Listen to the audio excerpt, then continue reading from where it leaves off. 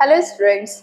तो आज हम लोग डिस्कस करने जा रहे हैं आपका third topic improvement in food resources. अब इम्प्रूवमेंट इन फूड रिसोर्सेज ये वो टॉपिक है जिसे हम डेली बेसिक्स पे जानते आए हैं या फिर कभी ना कभी सुनते आए हैं, या हम लोगों ने इसे बहुत पहले जब साइंस को पढ़ा होगा तो हमने जाना होगा इम्प्रूवमेंट इन फूड रिसोर्सेज हमारे पास किस किस तरीके के रिसोर्सेज है। इवन इससे मिलता हुआ अपने टॉपिक नेचुरल रिसोर्सेज से पढ़ा हुआ है। आज हम जानेंगे कि हमारे पास जो फूड की लिमिटेशन आ रही है, जैसे कि आप सभी जानते हैं कि बढ़ती हुई पॉपुलेशन के अकॉर्डिंग हमारे पास फूड की बहुत ज़्यादा लिमिटेशन हो गई है। जितना डिमांड हाई होती जा रही है फूड की, उतने ही रिसोर्सेज क्या है, कम होते जा रहे हैं। लिमिटेशन हो रही है क्योंकि पॉपुलेशन रेट इतना ज़्यादा स्पीड से बढ़ रहा है, ताकि हम हर किसी इंडिविजुअल को पूरा फूड सप्लीमेंट या फूड सप्लाई प्रोवाइड नहीं कर पा रहे जितना कि रिक्वायर्ड है। अब हमें कुछ तो करना पड़ेगा। उस चीज़ को सही करने के लिए या ठीक करने के लिए हम क्या कर सकते हैं, कुछ ऐसे मेथड्स को इंट्रोड्यूस कर सकते हैं जिनकी मदद से हम क्या कर सकते हैं, फूड को रिस्टोर कर सकते हैं या फिर इसको रिजर्व कर सकते हैं, या डिमांडेबल रिक्वायरमेंट के अकॉर्डिंग उसको या तो हम प्रोटेक्ट करें या उसे हर इंडिविजुअल में सप्लाई करने के लिए अलग अलग मेथड ढूंढ सकते हैं। फॉर एग्जाम्पल, अब जैसे क्रॉपिंग का अगर हम लेके चले तो पहले के टाइम पर जब एग्रीकल्चरल वर्ल्ड हुआ करता था, मतलब मोस्ट ऑफ द पीपल्स क्या करते थे, फार्मिंग किया करते थे।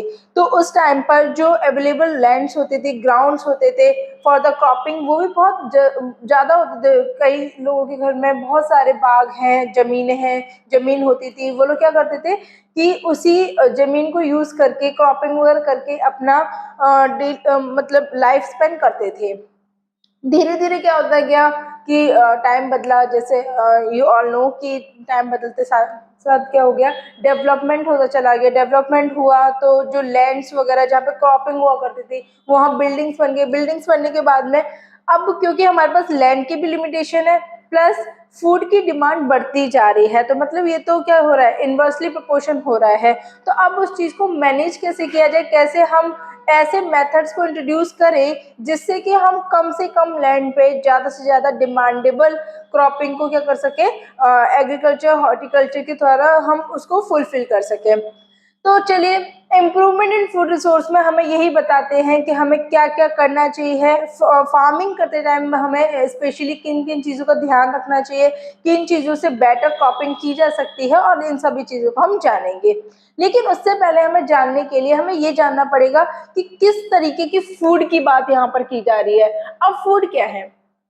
फूड हम सभी लोग जानते हैं कि भाई वो सभी source of material, raw material, या फिर हम कह सकते हैं कि चाहे वो प्लांट्स हो, चाहे वो मीट हो, चाहे वो कुछ भी मतलब ऐसे मटेरियल्स जो आपके अंदर एनर्जी के लिए क्या कर रहे हैं, एक रॉ मटेरियल का काम कर रहे हैं, उसको हमने फूड बोला है। अब ये किस किस तरीके के हो सकते हैं, ये आपके प्लांट भी हो सकते हैं, मतलब जितने भी हर्बीवोर्स होते हैं, दे show their dependency on the plants. ठीक है, अब वो प्लांट्स के ऊपर ही डिपेंड कर रहे हैं, उन्हीं से अपना गुजारा कर रहे हैं, उन्हीं को खा करके, उनके ऊपर फीड करके क्या कर रहे हैं, अपना लाइफ स्पेंड कर रहे हैं उनकी मदद से। और दूसरे आते हैं आपके ओमनिवोर्स, जो प्लांट्स भी खा सकते हैं और जो मीट भी कंज्यूम करते हैं। फिर आते हैं आपके कार्निवोर्स। अब कार्निवोर्स में मोस्टली आपके जो वाइल्ड एनिमल्स है वो टॉप कार्निवोर्स कहलाते हैं। जैसे आपने वेब सीरीज क्या बोलते हैं, फूड वेब वगैरह में देखा होगा कि ऐसा नहीं है कि एक जो टॉप का वाइल्ड एनिमल है वो किसी एक ही चीज पर डिपेंड कर रहा है, नहीं, वो अपने से नीचे जितने भी अदर वाइल्ड एनिमल्स हैं उन पर अपनी डिपेंडेंसी शो करता है, उन पर अटैक करता है, अटैक करके फिर फीड करता है। तो वो आते हैं आपके टॉप कार्निवोर्स में। लेकिन humans also included in the carnivores, क्योंकि कई सारे ऐसे भी, मतलब we are comes under the category of the omnivores, but कई लोग ऐसे होते हैं जो मीट ज्यादा कंज्यूम करते हैं, तो वो डिपेंडेंसी अपनी मीट पे अगर शो कर रहे हैं तो वो कार्निवोर्स कहलाएंगे। अब होता क्या है कि जो लोग फूड या तो प्लांट हो सकता है या मीट हो सकता है, ठीक है। अब हमें इम्प्रूव करना है इन दोनों ही चीजों को, तभी हमारी जाकर के क्या होगी, डिमांड फुलफिल होगी। अब फूड में क्या होता है कि अगर हम देखें तो मेन मोटिव क्या है फूड को कंज्यूम करने का, that is direct source of energy. मतलब जितना अच्छा फूड आप लोगे, हाई क्वालिटी फूड आप कंज्यूम करोगे, तो उससे डायरेक्टली अपन को क्या मिलेगा, बेस्ट एनर्जी, और हम कह सकते हैं we can take maximum energy, हमें मैक्सिमम एनर्जी देखने को मिलेगी। अब मैक्सिमम एनर्जी के लिए मतलब कि नॉर्मल सी बात है भाई, हमारी बॉडी जो है एक ऑर्गेनिज्म कुछ भी हो सकता है, सिंपल ऑर्गेनिज्म बैक्टीरिया भी हो सकता है, या आपका मोस्ट एडवांस ऑर्गेनिज्म हम लोग भी हो सकते हैं, we are mammals, we are also included in the animals category, तो हम भी हो सकते हैं।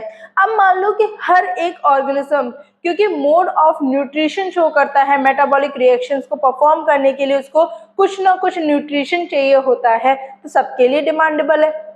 लेकिन अब कुछ ऐसे ऑर्गेनिज्म है जिन्हें बहुत ज्यादा एनर्जी चाहिए है, जैसे हम लोग हर एक काम को करने के लिए हमारे अंदर प्रेजेंट हर सेल हर एक वर्क को परफॉर्म करने के लिए एक करेंसी लेता है, दैट इज एटीपी, ठीक है, एडेनिन ट्राइफॉस्फेट, ठीक है, एडेनिन ट्राइफॉस्फेट। तो एडेनिन ट्राइफॉस्फेट को बनाने के लिए आपको पता होना चाहिए कि हमारे अंदर ग्लूकोज बनता है, और ग्लूकोज की मदद से हम क्या बनवाते हैं, with the help of oxygen हम एटीपी का फॉर्मेशन करवाते हैं माइटोकॉन्ड्रिया के अंदर। लेकिन अब ये एनर्जी बने कैसे और किस तरीके का फूड हमें कंज्यूम करना चाहिए, और वो कौन से फूड होंगे जिनसे हमें मैक्सिमम एनर्जी मिलेगी, तो उसके बारे में थोड़ा सा जान लेते हैं। जैसे अगर मैं आपसे बोलूं कि आपको आज एक प्रॉपर मील लेनी है, तो प्रॉपर मील लेने के लिए आप क्या लेंगे, जो हार्बिवोर्स होंगे वो ज्यादा डिपेंडेंसी शो करेंगे उन सारे सप्लीमेंट्स पर जिनमें कार्बोहाइड्रेट्स के अमाउंट ज्यादा हो, प्रोटीन के अमाउंट ज्यादा हो, और ऐसे ही सप्लीमेंट्स वो एज अ फूड कंज्यूम करना पसंद करेंगे। लेकिन अगर मैं बात करूं किन्हीं भी कार्निवोर्स या फिर ऑमनिवोर्स ह्यूमंस की, तो वो अपनी डिपेंडेंसी हो सकता है मीट में ज्यादा शो करे या एग्स वगैरह में शो करे for the protein and the carbohydrates, ठीक है। तो बेसिकली हर एक पर्सन टू पर्सन ये जो आपकी डिपेंडेंसी है फूड की, वो क्या कर रही है, वेरी कर रही है। लेकिन आप फूड पर तो डायरेक्टली डिपेंड कर रहे हो, तो यहाँ पर अगर हम देखें तो मोस्टली अभी हम बात कर लेते हैं कि हार्बिवोर्स या फिर किसी एक सिंपल इंडिविजुअल की बात कर लेते हैं। तो जो हमें सबसे ज्यादा वो जो सप्लीमेंट जो हमें maximum amount of energy provide करता है, दैट इज कार्बोहाइड्रेट, और उसे हम लेते हैं सीरियल्स के फॉर्म में। अब चाहे हार्बिवोर्स हो, चाहे कार्निवोर्स हो या ओमनिवोर्स हो, सीरियल्स तो हर एक कंज्यूम करना पसंद करता है। क्यों? क्योंकि सीरियल से होता क्या है कि हम डेली बेसिस पे सीरियल्स को कंज्यूम करते हैं और ये इजीली अवेलेबल भी हो जाते हैं। मैं उन जगहों की बात नहीं कर रही जहाँ अवेलेबल नहीं है, लेकिन मोस्टली अगर हम देखें तो हमारे डेली बेसिस पे हम लोग सीरियल्स को ही कंज्यूम करते हैं। व्हीट, आटा वगैरह खाते हैं, रोटी खाते हैं या चावल खाते हैं। अब हमने क्या किया, हमने ये जो सीरियल्स को लिया, इन सीरियल से हमें मिले कार्बोहाइड्रेट्स। तो कार्बोहाइड्रेट मतलब कि अगर मैं देखूं तो मेरे पास में फूड की दो डेफिनेशन है, या तो फूड मैं वो वाली कंज्यूम करूंगी जिनसे मुझे क्या मिलेंगी, बहुत ज्यादा एनर्जी मिलेगी, लाइक कार्बोहाइड्रेट्स,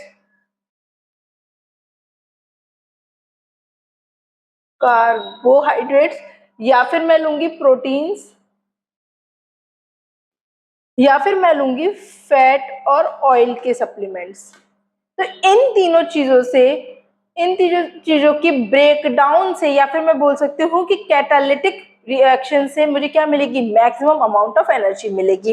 अब अगर मैं सीरियल्स की बात करूँ तो ये मुझे सीरियल से मिलेंगे, सीरियल से सबसे ज्यादा मिलते हैं। प्रोटीन्स की अगर मैं बात करूँ तो ये मुझे पल्सेस से सबसे ज्यादा मिलती हैं, और अगर मैं फैट और ऑयल की बात करूँ तो ये मुझे डायरेक्ट फॉर्म में ज्यादा मिलते हैं, जैसे मस्टर्ड ऑयल हो गया, सोयाबीन ऑयल हो गया, पीनट ऑयल हो गया, ऑलिव ऑयल हो गया, ये सब मुझे इस फॉर्म में मिलते हैं, जिससे मुझे कोलेस्ट्रॉल के फॉर्म में मिलते हैं।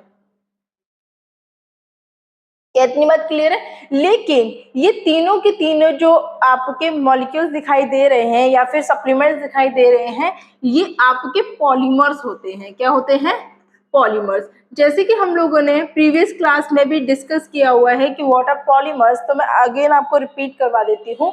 पॉलीमर्स ऐसे मॉलिक्यूल्स जो अपनी जैसी बहुत सारी मैनी यूनिट से, मतलब कि बहुत सारी छोटी छोटी यूनिट से मिलकर के बने हैं, तो उन्हें हम बोलते हैं पॉलीमर्स। अब ये पॉलीमर्स हैं कैसे? तो अगर मैं देखूं कि कार्बोहाइड्रेट की बात करूं, सबसे पहले मैं अगर कार्बोहाइड्रेट्स की बात करूं तो carbohydrates again is a polymer, और पॉलीमर है तो मुझे क्या कराना पड़ेगा? इसे ब्रेक डाउन कराना पड़ेगा। ब्रेक डाउन कराने का मतलब कार्बोहाइड्रेट्स को अगर मैं देखूं तो दे आर द शुगर, ये हमारे लिए क्या है? शुगर्स का काम करते हैं, और ये पॉलीमर है तो पॉलीमर को पहले मुझे कन्वर्ट कराना पड़ेगा, तो मैं सबसे पहले इसको क्या कराऊंगी? ब्रेक डाउन करा दूंगी, और ब्रेक डाउन रिएक्शन कहलाती है आपको कैटालिटिक रिएक्शन। क्या कहलाती है? कैटालिटिक रिएक्शन कहलाती है, जिसे आप कैटाबॉलिज्म बोलते हो। क्या बोलते हैं? कैटाबॉलिज्म। आपने इसको कैटाबॉलिज्म करवा दिया with the help of the different kind of the enzyme. For example salivary amylase is the best source for the breakdown of the carbohydrates. अब हमने कार्बोहाइड्रेट्स को तोड़वाने के लिए हमने एंजाइम को यूज किया, और बेसिकली हम लोग सलाइवरी अमाइलेज को यूज कर रहे हैं। तो यहाँ पे मैं लिख देती हूँ सलाइवरी अमाइलेज को आपने यूज किया, और आपने इस कार्बोहाइड्रेट्स को तुड़वा दिया। तुड़वाया तो सबसे पहले ये टूटेगा ओलिगोसैकेराइड्स में, सैकेराइड्स, ओलिगोसैकेराइड्स। तो यहां से एक टर्म मिला सैकेराइड। सैकेराइड मतलब होता है बच्चा शुगर। तो ये क्योंकि कार्बोहाइड्रेट्स आपका शुगर सोर्स है, इसीलिए इसे हम क्या बोल सकते हैं? These are the polysaccharides. इन्हें हम पॉलीसैकेराइड्स बोल सकते हैं। अब हमने क्या किया कि इन पॉलीसैकेराइड्स को सबसे पहले सलाइवरी अमाइलेज की प्रेजेंस में ब्रेक डाउन करवाया और कन्वर्ट कर दिया ओलिगोसैकेराइड में। This oligo terms represent the 10 unit sugar. मतलब कोई ऐसी शुगर जिसमें जो आपके ग्लूकोज होंगे उसकी अमाउंट कितनी होगी? 10% होगी, मतलब यह 10 यूनिट की शुगर होगी। ठीक है, फिर ये ओलिगोसैकेराइड्स फर्दर ब्रेक डाउन में जाती है in the presence of enzyme.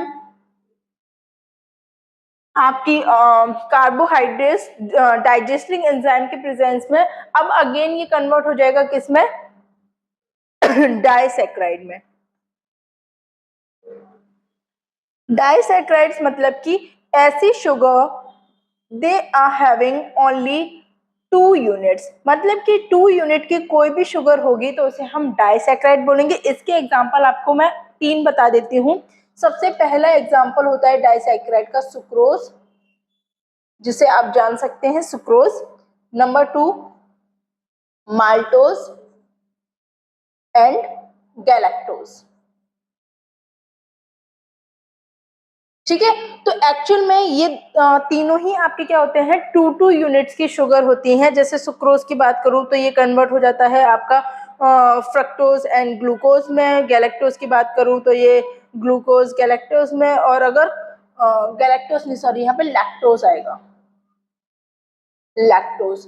तो अगर लैक्टोज की बात करूं तो ये 2 unit of the glucose and galactose में कन्वर्ट हो जाता है। तो इस तरीके से जो ये सिंगल यूनिट्स की आपकी शुगर बन रही है, जैसे fructose, fructose is a monosaccharide, saccharide. इसी तरीके से आपकी जो ग्लूकोज होता है, ग्लूकोज अगेन क्या होता है? मोनोसैकेराइड होता है। तो mono term represent here single unit of sugar. अगर हम शुगर की सिंगल यूनिट की बात करें तो वो आपकी क्या कहलाएगी? ग्लूकोज। और बच्चा ये वही ग्लूकोज है जिस ग्लूकोज को यूज करके in the presence of oxygen C6H12O6, कितना होता है? C6H12O6। In the presence of oxygen इसे हम कन्वर्ट कराते हैं किसमें? आपके कार्बन डाइऑक्साइड में, क्योंकि यहां से कार्बन को लेकर के, अब क्योंकि 6 कार्बन है, बैलेंस ही अभी हम बाद में करेंगे, पहले मैं रिएक्शन बता देती हूँ। Carbon dioxide plus water and plus यहाँ पर निकलती है आपकी ATP।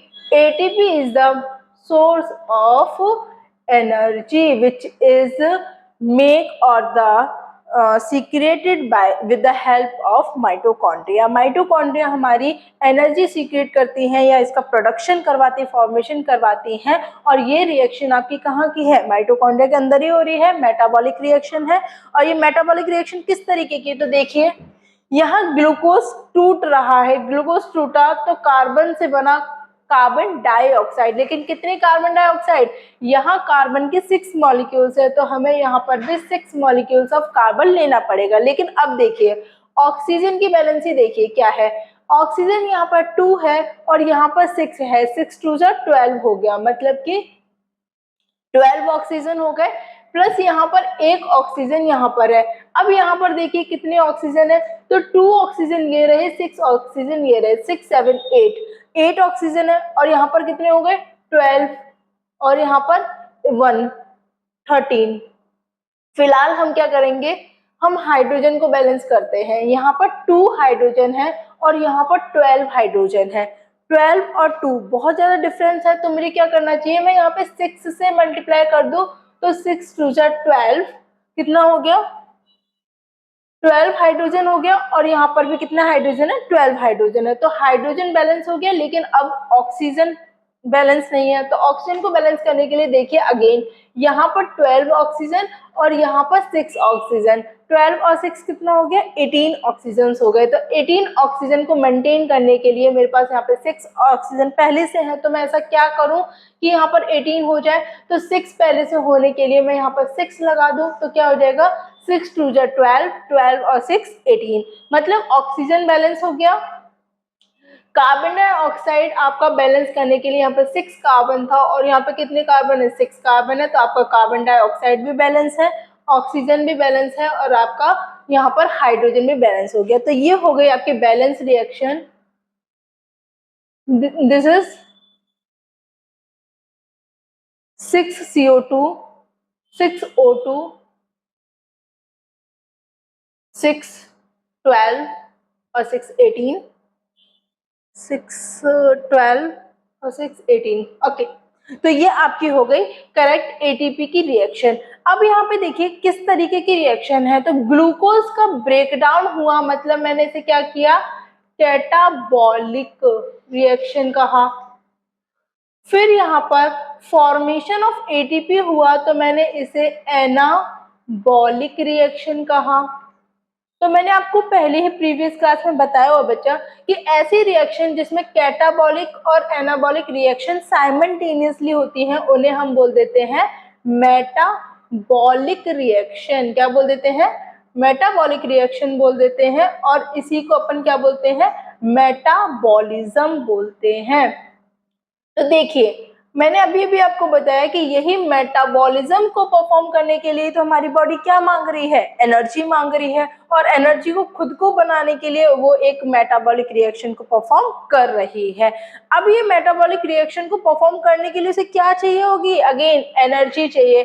तो इस एनर्जी के लिए उसे क्या चाहिए, हर बार ग्लूकोज चाहिए, एंड ग्लूकोज उसे कहाँ से मिल रहा है, कार्बोहाइड्रेट से मिल रहा है। That's why we say the carbohydrates are the main source of energy, मतलब कि जितने ज्यादा कार्बोहाइड्रेट्स आप अपने डाइट में इंक्लूड करेंगे उतना ज्यादा आपको ग्लूकोज मिलेगा और उतना ज्यादा आपका एटीपी का फॉर्मेशन हो पाएगा।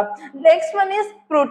तो प्रोटीन आपको बॉडी फ्रेमिंग प्रोवाइड कराती है। बॉडी फ्रेमिंग का मतलब है कि हमारे मसल्स हो गए या हमारे स्ट्रक्चर हो गया, जो भी कुछ है हमारी बॉडी में है वो बेसिकली किससे बना हुआ है, प्रोटीन से मिलकर के बना हुआ है। इसलिए हम बोल सकते हैं कि बॉडी फ्रेमिंग का काम कौन करता है, प्रोटीन करता है। लेकिन ये प्रोटीन भी क्या होते हैं, these are the polymers of the amino acid. Amino acid मतलब कि बहुत सारी अमीनो एसिड की यूनिट्स मिलकर के आपका प्रोटीन बनवाती हैं। तो अमीनो एसिड्स क्या है, इसका मोनोमर है। मोनोमर, मोनो मतलब सिंगल यूनिट का मॉलिक्यूल, मतलब कि बहुत सारे अमीनो एसिड जुड़ते जाएंगे तो हम बोल देंगे प्रोटीन है। लेकिन याद रखना अभी अमीनो एसिड्स को जोड़ने के लिए आपको चाहिए होता है peptide bond. That's why we also say that protein is a polypeptide chain, इसे हम पॉलीपेप्टाइड चेन भी बोल सकते हैं because amino acids joint with the help of the peptide bond. ये अमाइनो एसिड्स की चेन बनती है और ये पेप्टाइड बॉन्ड्स की मदद से बन पाती है, इसलिए हम बोल सकते हैं कि protein is a kind of polypeptide chain. Again poly means many और कौन से पेप्टाइड बॉन्ड की चेन है, इसलिए हमने प्रोटीन को पॉलीपेप्टाइड चेन भी कहा है। करेक्ट। अब बात करते हैं फैट की। तो फैट को यहाँ पे समझेंगे कि अगर आप फैट की बात कर रहे हैं तो ये आपका कोलेस्ट्रॉल के फॉर्म में है, ऑयल्स के फॉर्म में है, ये भी आपका पॉलीमर है।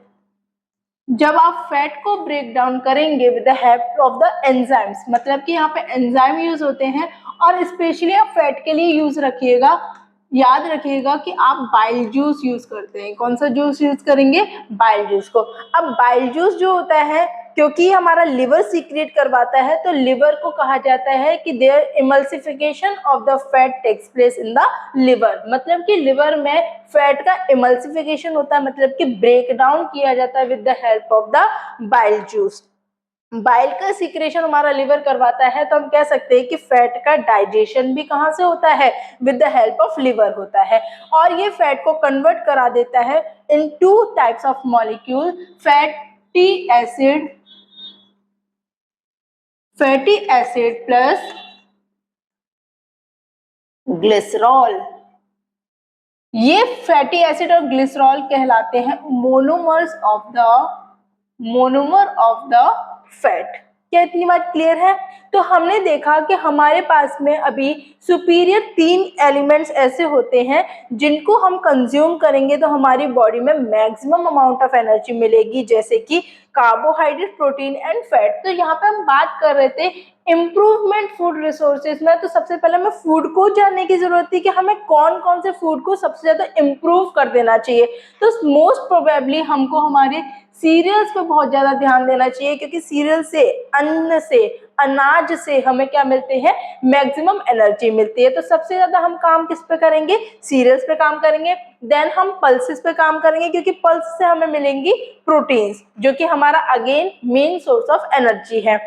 और हम काम करेंगे अपने किस? ऑयल्स पे, या फिर उनको हम फॉर्मेशन करवाएंगे, क्योंकि ये डायरेक्ट कोलेस्ट्रॉल बनाते हैं। Cholesterol is a main source of energy, break down होंगे आपको एनर्जी देंगे। मोनोमर्स हैं, तो इन तीनों को मिला करके हम बोल सकते हैं कि यही वो एलिमेंट्स हैं जो कि क्या कहलाएंगे? बायो मैक्रोमोलिक्यूल्स कहलाएंगे। और इन्हीं के टूटने पर हमें मिलेगी एनर्जी, और इसी को हम बोलेंगे, इन्हीं सप्लीमेंट्स को हम क्या करेंगे? सबसे ज्यादा इम्प्रूव करवाएंगे। अब इम्प्रूवमेंट कराने के लिए हमें 2 चीजों की जरूरत होती है। तो बेसिकली इम्प्रूवमेंट इन फूड को कराने के लिए हमें 2 चीजों की रिक्वायरमेंट होती है कि फूड किस किस तरीके का होना चाहिए। फूड का इम्प्रूवमेंट क्वालिटेटिव भी होना चाहिए और क्वांटिटेटिव भी होना चाहिए। ये क्वालिटेटिव क्वांटिटेटिव फूड का जो अगर हम इम्प्रूवमेंट करा दे, दोनों मेथड्स को इम्प्रूव करा दे, तो भाई हमारे तो फुलफिल हो जाएगी रिक्वायरमेंट, क्योंकि हमें डिमांडेबल फूड ही तो बनाना है। तो हम उसकी क्वालिटी को सही करवा दें, प्लस उसकी क्वांटिटी के लिए हमें क्या क्या काम करना पड़ेगा, इसको हम इस चैप्टर में जानने वाले हैं। क्वालिटेटिव का मतलब क्या है कि ऐसा फूड हम बनाएं या ऐसे ऑर्गेनिजम्स को हम यूज करें for the cropping, for the husbandry, जिससे कि हमें क्या मिले? डिसीज रेजिस्टेंट मिले। कैसे मिले? Disease resistant. मतलब कि हम ऐसे ऑर्गेनिजम्स को चुनेंगे या ऐसे प्लांट्स को या ऐसी ब्रीड्स को चुनेंगे या ऐसे सीड्स को चुनेंगे जो कि क्वालिटेटिव बिहाफ पर कैसी होनी चाहिए? डिसीज रेजिस्टेंट होना चाहिए। मतलब कि जब जब हम इनकी क्रॉपिंग करवाएं या फिर इनकी क्रॉसिंग करवाएं किसी और स्पीशीज के साथ में, किसी और ब्रीड के साथ में, तो हमें हमेशा डिसीज रेजिस्टेंट ही ऑर्गेनिज्म, स्पीशीज, सीड या हमें अगला काइंड ऑफ जनरेशन देखने को मिले। अगर हम क्वांटिटेटिव बात करें तो हमें यहाँ पर देखना होगा हाई यील्डिंग। अब हाई यील्डिंग बोलता है कि भाई आप किसी ऐसी ही ब्रीड को लेना पसंद करेंगे, आप ऐसे ही सीड को लेना पसंद करेंगे जो इजीली जर्मिनेट हो सके या फिर जो ज्यादा से ज्यादा प्रोडक्शन कर सके। इन केस आप अगर कैटल्स का सेलेक्ट करना चाहेंगे तो आप ऐसे कैटल्स को ही तो सेलेक्ट करना चाहेंगे जो हर टाइम अच्छे से अच्छा ज्यादा से ज्यादा लीटर दूध दे सके, तो वही आपका क्या कहलाएगा, हाई यील्डिंग कहलाएगा। इट मीन्स कि हम इम्प्रूवमेंट इन फूड पर दो चीजों पर ध्यान देंगे। सबसे पहले क्वालिटी अच्छी होनी चाहिए, मतलब डिसीज रेजिस्टेंट होनी चाहिए, और दूसरी बात उसकी क्वांटिटी भी अच्छी होनी चाहिए। इट मीन्स कि हाई यील्डिंग होनी चाहिए। मतलब जब जब हम किसी भी ब्रीड का सिलेक्शन करेंगे, जब भी हम किसी स्पीशीज का या हम किसी ब्रीड का सिलेक्शन करेंगे फॉर क्रॉसिंग, मतलब कि क्रॉसिंग करा करके हमें ये पता होना चाहिए कि क्रॉसिंग इज द ओनली की जिससे कि हमें क्या मिलेंगे, ज्यादा वेरिएशंस देखने को मिलेंगे, और ज्यादा वेरिएशन से वेरिएंट स्पीशीज देखने को मिलेंगी। क्या मिलेंगी, वेरिएंट स्पीशीज देखने को मिलेंगी, और यही वेरिएंट स्पीशीज हमें क्या देंगी, दोनों चीजें देंगी। एक तो डिसीज रेजिस्टेंट देंगी बना करके, और हाई यील्डिंग देंगी। मतलब हम ऐसी स्पीशीज को तैयार करेंगे जिनसे कि हमें डिजीज रेजिस्टेंट मिल जाए, मतलब हमें ज्यादा देख रेख की जरूरत ना पड़े, अच्छे से अच्छी तंदुरुस्त एकदम हमें स्पीशीज मिले। अगर सीड है तो बहुत अच्छा सीड मिलेगा, हाई क्वालिटी का सीड होना चाहिए। और दूसरी बात, हाई यील्डिंग होनी चाहिए, मतलब कि ऐसे सीड होने चाहिए जो जल्दी जर्मिनेट हो, तो उससे प्लांट बहुत अच्छे से ग्रो करे, अच्छे से फ्रूट आए, अच्छे से आपका क्या हो सकता है, फूड सप्लीमेंट्स मिल सके। या फिर अगर हम इसे एनिमल्स के बिहाफ पर यूज करेंगे तो हम ऐसे एनिमल्स की क्रॉसिंग करवाएंगे, क्रॉसिंग, दिस इज क्रॉसिंग, मतलब कि ऐसे ब्रीड्स के बीच में क्रॉसिंग ओवर करवाना चाहेंगे या सेक्शुअल रिप्रोडक्शन कराना चाहेंगे जो दोनों चीजें हमें प्रोवाइड कर सके, डिसीज रेजिस्टेंट हो, अच्छी हो, तंदुरुस्त हो, और दूसरा हाई यील्डिंग हो, मतलब कि जो प्रोडक्ट वो बना करके दें, चाहे वो मीट हो, चाहे वो उनका बाय प्रोडक्ट हो, एग वगैरह हो गया, या XYZ मिल्क हो गया, जो भी हम उनसे फूड सप्लीमेंट लेना चाहते हैं उसकी हाई यील्डिंग होनी चाहिए। इन्हीं सभी मेथड्स को हम जानते हैं इम्प्रूवमेंटेड फूड रिसोर्सेज में। तो आज हमने फूड के बारे में जाना, और हमने जाना कि किन किन बेसिस पे हम इम्प्रूवमेंट करना चाहेंगे, मतलब किन चीजों को सुधारने की जरूरत है। तो क्वालिटी को देखेंगे और क्वांटिटी को देखेंगे। नेक्स्ट लेक्चर में हम लोग पढ़ेंगे कि किस तरीके से हम क्या कर सकते हैं, सेलेक्ट करेंगे सबसे पहले सीड को। तो सीड का सिलेक्शन कैसा होना चाहिए, फिर हम देखेंगे कि ब्रीड का सिलेक्शन कैसा होना चाहिए, मतलब कि इसके बाद हम नेक्स्ट टॉपिक हमारा होगा सीड सिलेक्शन, और फिर हम देखेंगे breed selection, seed selection for plants and breed selection for animals. ये तो क्लियर ही होना चाहिए। इसे हम पढ़ेंगे एनिमल हस्बेंड्री में, एनिमल हस्बेंड्री में, जिसमें हम पोल्ट्री वगैरह पढ़ेंगे, पिसिकल्चर पढ़ेंगे, और इसे हम पढ़ेंगे एग्रीकल्चर में, और हम पढ़ेंगे इसे हॉर्टिकल्चर में। क्या बात क्लियर है, या फिर हम कह सकते हैं कि क्रॉपिंग वगैरह में। तो आज के लिए बच्चों इतना ही। आज आप फूड के बारे में जानेंगे कि फूड किस किस तरीके के हो सकते हैं, और फूड को हमें मेन सोर्स क्या है। हाँ, इसके अलावा हम विटामिन मिनरल्स भी कंज्यूम करते हैं, लेकिन विटामिन मिनरल्स हमको बहुत ज्यादा अमाउंट ऑफ एनर्जी नहीं देते। प्लस इसको आप दूसरे पॉइंट ऑफ व्यू से भी देख सकते हैं कि ये वो आपके मॉलिक्यूल्स हैं या सोर्स ऑफ फूड हैं जिनकी लिमिटेशन आने पर आपको एक दिन या 2 दिन में ही अपनी बॉडी के अंदर एक चेंज देखने को मिल सकता है। जैसे आप में से कई लोग उपवास करते होंगे, तो जिस दिन हम लोग अपनी प्रॉपर मील नहीं लेते या फिर स्किप कर देते हैं ड्यू टू सम रीजंस, अगर हमने अपनी डाइट को नहीं, हमने डेली बेसिस फूड को अगर हमने स्किप कर दिया, तो क्या होता है कि उसके जो कॉन्सिक्वेंसेस होते हैं या उसकी लिमिटेशन हमें दिखने लग जाती है। हम उस दिन थोड़ा डल फील करते हैं, थोड़ा लो फील करते हैं। क्यों? Just because of each and every action performed by cell require energy, मतलब कि हमारी सेल तभी कोई फंक्शन परफॉर्म करेंगी जब उनको करेंसी मिलेगी। मतलब भाई ये रिश्वत लेकर के ही काम करती हैं, मतलब एनर्जी लेंगी तभी कोई काम करेंगी। और अगर आपने मील नहीं ली हुई है तो आप क्या नहीं दे सकते, एनर्जी का फॉर्मेशन नहीं करा सकते। और जब एनर्जी का फॉर्मेशन डिमांडेबल नहीं हो पा रहा है, उसको फुलफिल करने के लिए नहीं हो पा रहा है, तो बॉडी उतना एनर्जेटिक, उतना एफिशिएंटली काम भी नहीं करेगी।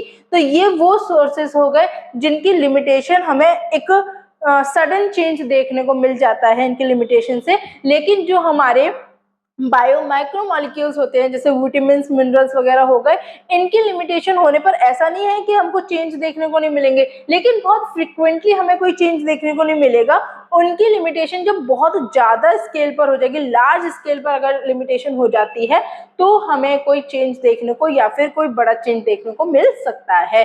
तो इसलिए हम उनको बोल देते हैं बायो माइक्रोमॉलिक्यूल। प्लस वो टूटेंगे तो हमें बहुत ज्यादा एनर्जी नहीं देने वाले हैं, लेकिन ये टूटेंगे तो हमारी पूरी दिनचर्या को चलाने के लिए हमें ये मॉलिक्यूल्स की जरूरत होती है। इसीलिए हम अपने डाइट में मोस्टली कार्बोहाइड्रेट्स, अनाज को, अन्न को, दालों को, सब्जियों को इंक्लूड करते हैं, ताकि हमें ज्यादा से ज्यादा बायो मैक्रोमॉलिक्यूल्स मिल सके। जितने ज्यादा बायो मैक्रोमॉलिक्यूल्स उतनी ज्यादा ग्लूकोज, जितना ज्यादा raw material of the energy उतनी ज्यादा एनर्जी, और जितनी ज्यादा एनर्जी उतना ज्यादा आपकी बॉडी मतलब एफिशिएंटली वर्क परफॉर्म करेगी, इफेक्टिवली वर्क परफॉर्म करेगी। तो इस चैप्टर में हम इन्हीं सब चीजों के बारे में डील करेंगे। तो डेली आप देखते रहिए और फिर हम मिलेंगे नेक्स्ट लेक्चर में। ओके।